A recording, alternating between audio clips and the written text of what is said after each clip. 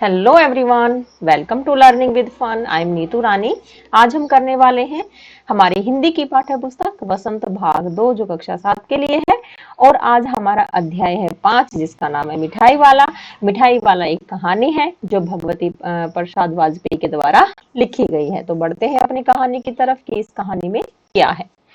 बहुत ही मीठे स्वर के साथ वह गलियों में घूमता हुआ कहता, बच्चों को बहलाने वाला, खिलौने वाला। इस अधूरे वाक्य को वह ऐसे विचित्र किंतु मादक मधुर ढंग से गाकर कहता कि सुनने वाले एक बार अस्थिर हो उठते। मतलब इस वाक्य को वो, मतलब इस लाइन को, जैसे बच्चों को बहलाने वाला, खिलौने वाला, इस लाइन को वो इतने मीठे स्वर में गाकर सुनाता कि कोई भी बड़ा या बूढ़ा कोई भी अपने आप को रोक नहीं पाता था। ठीक है। उसके स्नेहाभिषिक्त कंठ से फूटा हुआ गान सुनकर निकट के मकानों में हलचल मच जाती। मतलब उसके स्नेह से भरे हुए, जो स्नेह से भरा हुआ जो गान है उसका, उसको सुनकर मकानों में हलचल मच जाती। सभी बच्चे मतलब दौड़ पड़ते उससे खिलौने लेने के लिए। ठीक है। छोटे छोटे बच्चों को अपनी गोद में लिए युवतियां चिक्कों को उठाकर छज्जों पर नीचे झांकने लगती। जो छोटे छोटे बच्चे हैं उनको लिए हुए जो औरतें हैं वो क्या करती, चिक्कों को उठाकर, चिक्के क्या होते हैं, एक प्रकार की चटाई के जैसा होता है जो वहां पर लगा होता है, पर्दे के रूप में लगाया जाता है, उसको उठाकर वो छज्जों पर नीचे झांकने लग जाती, मतलब उसको देखने लग जाती मिठाई वाले को। ठीक है। गलियों और उनके अंतर्व्यापी छोटे छोटे उद्यानों में खेलते और इठलाते हुए बच्चों का झुंड उसे घेर लेता।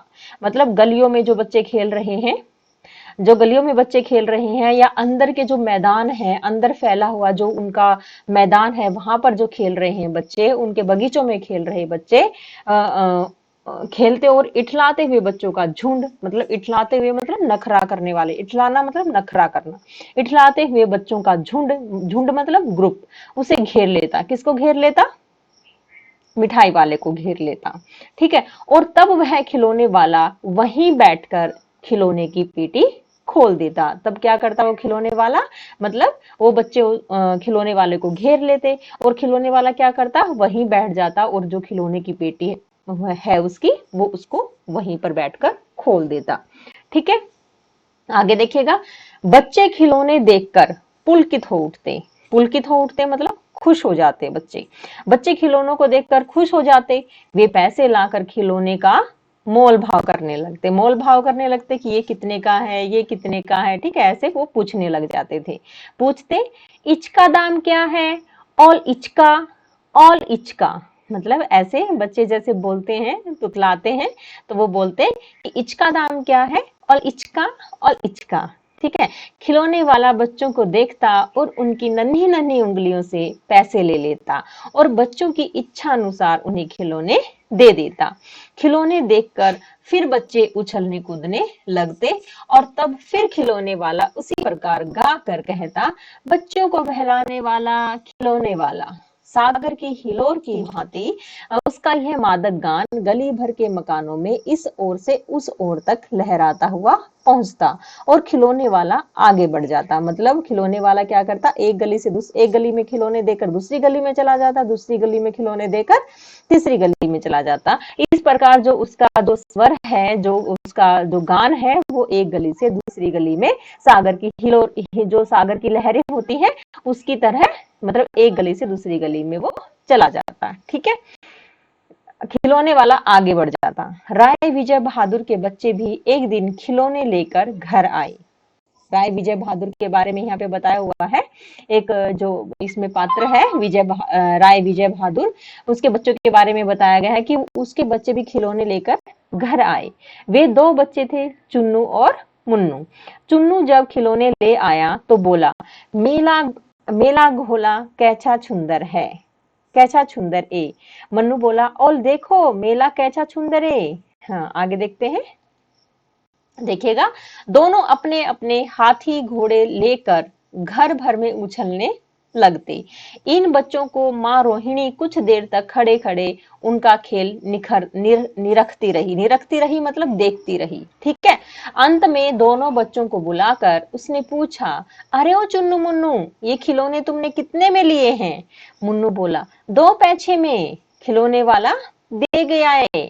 रोहिणी सोचने लगी, इतने सस्ते कैसे दे गया, यह तो वही जाने। मतलब रोहिणी सोचने लगी कि इतने सस्ते खिलौने वो बच्चों को कैसे दे गया, अगर दे के गया है तो वो वही जाने। लेकिन दे गया तो लेकिन दे तो गया ही है, इतना तो निश्चय है। हाँ, एक जरा सी बात ठहरी, रोहिणी अपने काम में लग गई। फिर कभी उसे इस पर विचार करने की आवश्यकता भी भला क्यों पड़ती। ठीक है, अब 6 महीने बाद आता है खिलौने वाला। तो देखिएगा, नगर भर में 2-4 दिनों में एक मुरली वाले के आने का समाचार फैल गया। अब नगर भर में, पूरे पूरे नगर में, पूरे शहर में, पूरी गली में क्या हुआ कि खिलौने मुरली वाले के आने का समाचार फैल गया। ठीक है, भाई वाह, मुरली बजाने में वह एक ही उस्ताद है मतलब गुरु है, मास्टर है। ठीक है, कि उससे अच्छी मुरली तो कोई बजा ही नहीं सकता। मुरली बजाकर, गाना सुनाकर वह मुरली बेचता भी है, सो भी 2-2 पैसे में। मतलब वो जो गाना गाकर, मुरली बजाकर वो मुरली बेचता है, और वो भी कितने पैसे में देता है, 2-2 पैसे में देता है। भला इसमें उसे क्या मिलता होगा, मेहनत भी तो न आती होगी। मतलब यहाँ पर नगर वाले खिलौने वाले के बारे, मुरली वाले के बारे में बात कर रहे हैं कि वो 2-2 पैसे में मुरली देता है, तो उसे क्या बचता होगा, मेहनत भी न आती होगी। एक व्यक्ति ने पूछ लिया, कैसा है वह मुरली वाला, मैंने तो उसे नहीं देखा। उत्तर मिला उसका, उम्र तो अब उसकी अभी अधिक न होगी, यही 30-32 का ही होगा। दुबला पतला गोरा युवक, बीकानेरी रंगीन साफा बांधता है। साफा बांधता मतलब पगड़ी, साफा मतलब पगड़ी। ये पगड़ी जो बांधे हुई है, यहाँ पे खिलौने वाले का जो फोटो दिखाया गया है, इसमें जो पगड़ी बांधी है, इसको क्या बोलते हैं, साफा बोलते हैं। ठीक है, वही तो नहीं जो पहले खिलौने बेचा करता था। क्या वह पहले खिलौने भी बेचा करता था, आगे देखिएगा। हाँ, जो आकार प्रकार तुमने बताया, उसी प्रकार का वह भी था, तो वही होगा। पर भाई, है वह एक उस्ताद, मतलब एक मास्टर है वह। ठीक है, प्रतिदिन इसी प्रकार उस मुरली वाले की चर्चा होती। प्रतिदिन नगर की प्रत्येक गली में उसका मादक मृदुल स्वर सुनाई पड़ता। मादक मतलब आकर्षित करने वाला, और मृदुल मतलब मीठा, आकर्षित करने वाला और मीठा स्वर उसका गलियों में सुनाई देता था। बच्चों को बहलाने वाला मुरली वाला। ठीक है, बच्चों को बहलाने वाला मुरली वाला। रोहिणी ने भी मुरली वाले का यह स्वर सुना, तुरंत ही उसे खिलौने वाले का स्मरण हो आया। मतलब स्मरण हो आया मतलब उसकी याद ताजा हो गई, मतलब उसको याद आ गया। उसने मन ही मन कहा, खिलौने वाला भी इसी तरह गा गा कर खिलौने बेचा करता था। रोहिणी उठकर अपने पति विजय बाबू के पास गई और बोली, जरा उस मुरली वाले को बुलाओ तो चुन्नू मुन्नू के लिए ले लूं। क्या पता यह फिर इधर आए न आए, वे भी जान पड़ता है। पार्क में खेलने निकल गए हैं। मतलब ऐसा रोहिणी ने अपने पति से कहा, अपने पति विजय बाबू से कहा कि जरा मुरली वाले को बुला लो, चुन्नू मुन्नू के लिए भी मुरली ले लूं। मुझे लगता है कि वो बच्चे पार्क में खेलने के लिए निकल गए हैं। विजय बाबू एक समाचार पत्र पढ़ रहे थे, उसी प्रकार उसे लिए हुए वे दरवाजे पर आकर मुरली वाले से बोले, क्यों भाई, किस तरह देते हो मुरली? किसी की टोपी गली में गिर गई, किसी का जूता पार्क में छूट गया, और किसी की सोथनी मतलब पायजामा ही ढीला होकर लटक आई थी। मतलब ढीली होकर लटक आई थी, किसी का पाजामा लूज हो गया था, ढीला हो गया था, और वो उसको पकड़े मुरली वाले की तरफ दौड़ रहे थे। इस तरह दौड़ते हांफते हुए बच्चों का झुंड आ पहुंचा किसके पास, मुरली वाले के पास। एक स्वर से सब बोल उठे, अम भी लेंदे मुरली और अम भी लेंदे मुरली। मतलब ऐसे बच्चे तुतलाते हुए बोलते हैं कि हम भी लेंगे मुरली, हम भी लेंगे मुरली।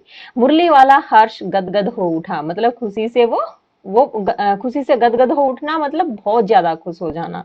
सबको देंगे भैया, लेकिन जरा रुको, ठहरो, एक एक को देने दो। अभी इतनी जल्दी हम कभी लौट थोड़ी ही जाएंगे, मतलब वापिस थोड़ी ना चले जाएंगे इतनी जल्दी। बेचने तो आए ही हैं, और हैं भी इस समय मेरे पास 1-2 नहीं, पूरी 57 है। मतलब मैं बहुत सारी मुरली लेके आया हूँ, आप सबको देके जाऊंगा।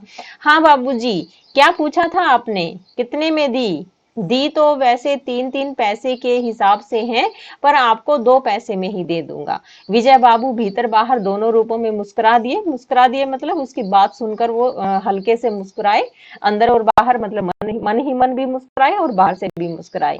मन ही मन कहने लगे कैसा है, देता तो सबको इसी भाव में है, पर मुझ पर उल्टा एहसान लाद रहा है। फिर बोले, तुम लोगों की झूठ बोलने की आदत होती है।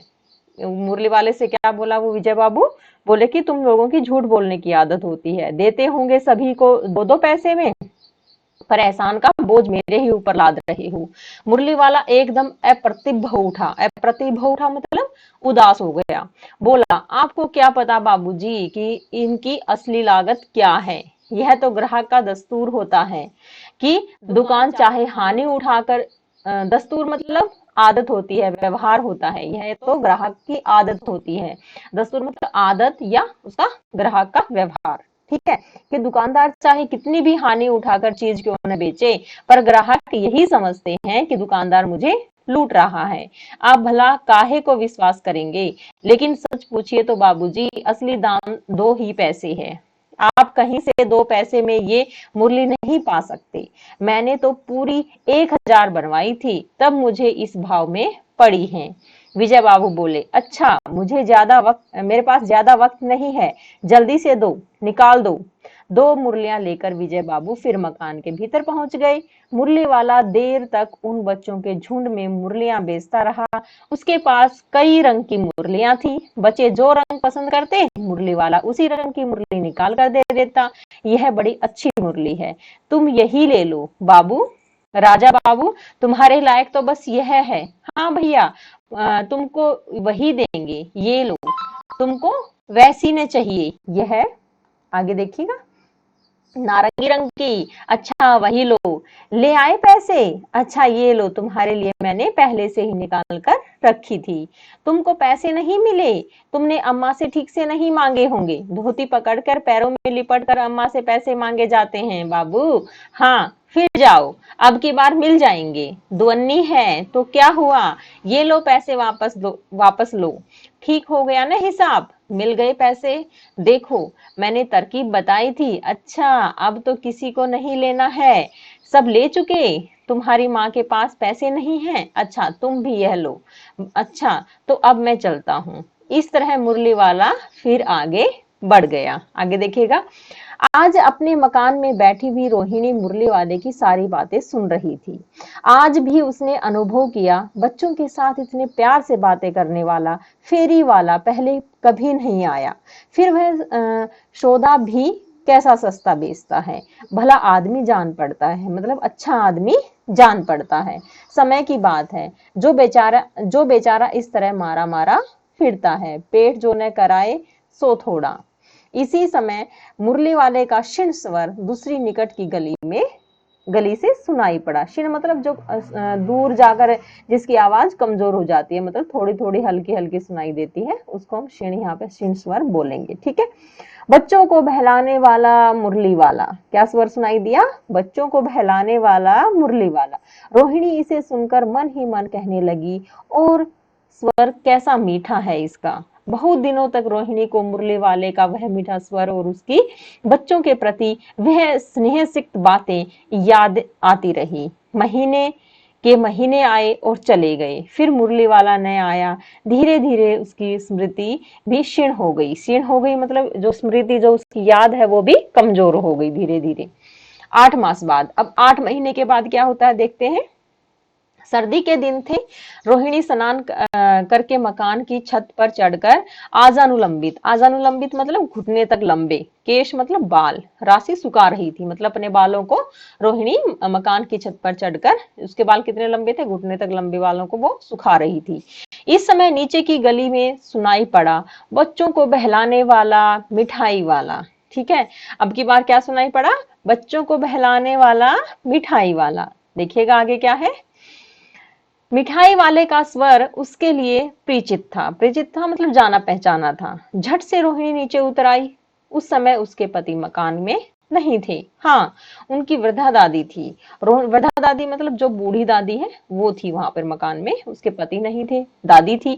रोहिणी उनके निकट आकर बोली, दादी चुन्नमुन्नू के लिए मिठाई लेनी है, जरा कमरे से चलकर ठहराओ। मतलब जो मिठाई वाला है उसको कमरे से चलकर ये दूसरे कमरे में बैठा लो। मैं उधर कैसे जाऊं, कोई आता न हो, जरा हटकर मैं भी चिक की आट में बैठी रहूंगी। मतलब मैं चिक की आउट में बैठकर मतलब मैं उस मिठाई ले लूंगी। दादी उठकर कमरे में आकर बोली, ए मिठाई वाले इधर आना। मिठाई वाला निकट आ गया, बोला, कितनी मिठाई दूं माँ?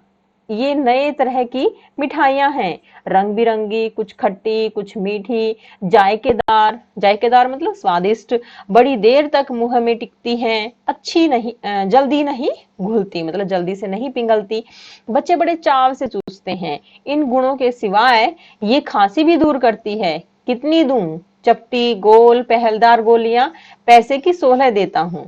क्या बताया उन्होंने कि पैसे की 16 देता हूँ। दादी बोली, 16 तो बहुत कम होती हैं, भला 25 तो देते।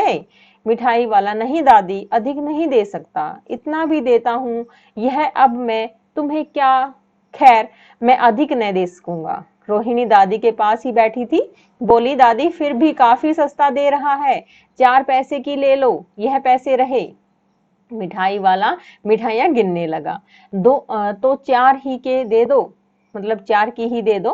अच्छा 25 नहीं सही, 20 ही दो। अरे हाँ, मैं बूढ़ी हुई, मोल भाव अब मुझे ज्यादा करना आता नहीं। कहते हुए दादी के पोपले मुंह से जरा सी मुस्कुराहट फूट निकली। पोपला मुंह मतलब जिसके मुंह में दांत नहीं होते, उसका मुंह बच्चों जैसा, जो छोटे बच्चे होते हैं उनके जैसा बन जाता है, उसको पोपला बोलते हैं। ठीक है। रोहिणी ने दादी से कहा, दादी इससे पूछो तुम इस शहर में और कभी भी आए थे या पहली बार ही आए हो? यहाँ के निवासी तो तुम हो नहीं। दादी ने इस कथन को दोहराने की चेष्टा की ही थी कि मिठाई वाले ने उत्तर दिया, पहली बार नहीं, और भी कई बार आ चुका हूँ। रोहिणी चिक की आड़ ही से बोली, मतलब चिक के पीछे बैठी हुई थी।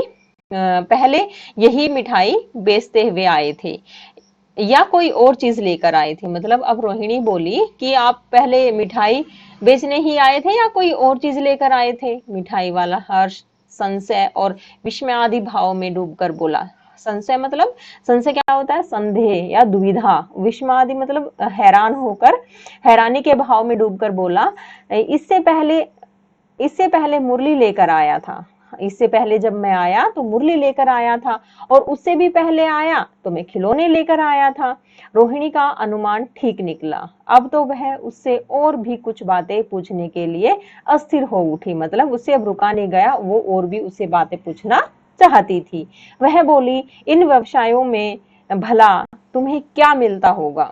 वह बोला, मिलता भला क्या है, यही खाने भर को मिल जाता है, कभी नहीं भी मिलता, पर हाँ संतोष, धीरज और कभी कभी असीम सुख जरूर मिलता है, और यही मैं चाहता भी हूँ। सो कैसे, वह भी बताओ। अब व्यर्थ उन बातों की क्यों चर्चा करूं, उन्हें आप जाने ही दें। उन बातों को सुनकर आपको दुख ही होगा।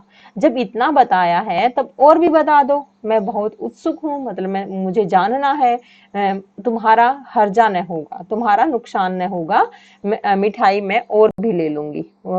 तब रोहिणी बोली कि मैं तुम्हारा नुकसान नहीं होने दूंगी, अगर तुम मुझे बताओगे मैं तुम्हारा नुकसान नहीं होने दूंगी, मैं मिठाई और भी ले लूंगी।